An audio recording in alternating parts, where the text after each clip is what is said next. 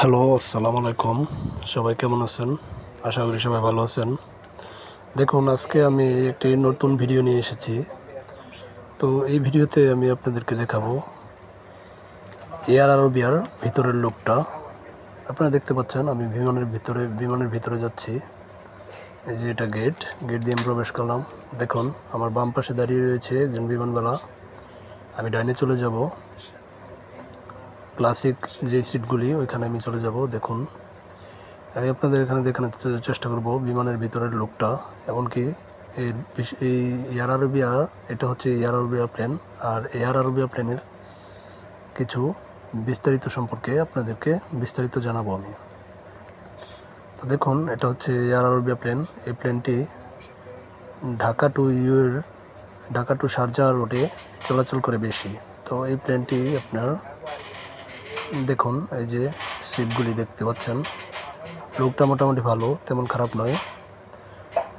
আরও আপনাদের কিছু বিস্তারিত জানাতে চাইতেছি যে এই প্লেনে আপনার খাবারের একটা সমস্যা রয়েছে। যেমন এই প্লেনে যখন আপনি দেখুন ভিতরের লুকটা, সিটগুলি দেখতে পাচ্ছেন, সিটগুলি কিন্তু তেমন ভালো মোটামুটি চলে। আর এই প্লেনের যে খাবারের বিষয়ে যেটা বলতে চাইছি, যে এই প্লেনে আপনার খাবার বুকিং করতে হয়, না হলে আপনি খাবার পাবেন না। আর যদি আপনি বুকিং না করে থাকেন তাহলে আপনাকে নগদ টাকা দিয়ে খাবার খেতে হবে।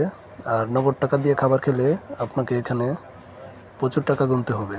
যেমন ধরেন, এই প্লেনে যদি আপনি একটি কফি পান করেন, তাহলে একটি কফি আপনার 7 দিরহাম। একটি কফি সর্বনিম্ন 7 দিরহাম। উপরে আরও আছে। এই যে দেখতে পাচ্ছেন ভিতরের লুকটা মোটামুটি ভালোই, তেমন খারাপ না। আর এই প্লেনটি টাইম টু টাইম ছেড়ে চলে যায়। ঢাকা টু শারজাহ রোডে 5 ঘন্টা সময় নিয়ে থাকে, 1 মিনিট এদিক সেদিক হয় না। প্লেনটি মোটামুটি ভালোই, তেমন খারাপ নয়। আর ভিতরে প্রচুর ঠান্ডা, একসময় প্রচুর ঠান্ডা হয়ে থাকে ভিতরে। দেখতে পাচ্ছেন এটি প্রায় 300 সিটের একটি প্লেন। তো এই ছিল আমার কাছে এয়ার আরবিয়া প্লেনের মোটামুটি বিস্তারিত আমি যা জানি তা। আশা করি সবাই ভালো থাকবেন।